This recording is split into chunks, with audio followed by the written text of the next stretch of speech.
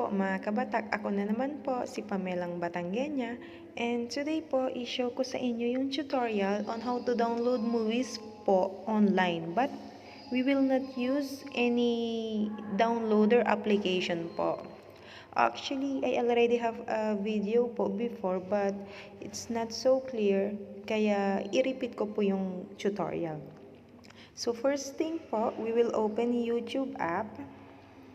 Here po, on the search bar here, we will search what kind of video po or even music like that.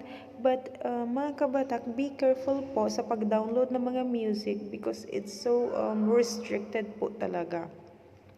So for example, we will download funny videos po. Here, funny videos. So, i-search mo po dito kung alin po yung videos na gusto mo. For example, ito pong El Chombo na ito. Ayan. You can download here po. Share.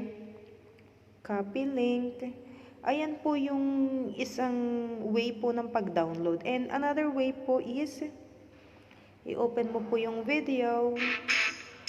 Also, there is... Get free delivery on your order. Let's wait for this. Ayan po. So, may share din po dito. Share. Then, we have to copy the link. So, always copy the link po when you are downloading movies or any videos po. So, now na nakopy na po natin yung link. Then, we'll go to Google po. Yan here. So, just type. Ito po. YouTube downloader online. So, I already have here. And, just choose lang po which one po na you want to use. Kung ito pong Y2Mate Guru, kung itong Save from Net, ayan po. Andito po lahat yung downloader. May bit downloader din po.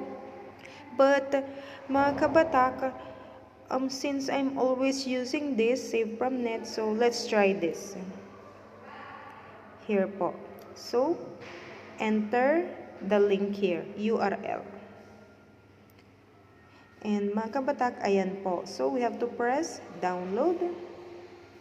Mga kabatak, ito po talagang usually lumalabas po itong mga ganito na it's really an ad, pero we don't need this. So, let's press back. Ayan. So, do you want to download El Chombo? So, press download. Then, let's check here po. So, eto na po mga kabatak yung El Chombo nyo. Ayan, already downloaded po. Then, we will go to File Manager. Eto na po yung El Chombo na dinownload natin. Here po. Ayan na. So, ganyan lang po ka-easy mga kabatak. Always copy the link po pag magda-download ka. So, and sana po mga kabatak, makasama ko po kayo for my next tutorial. Maraming salamat po.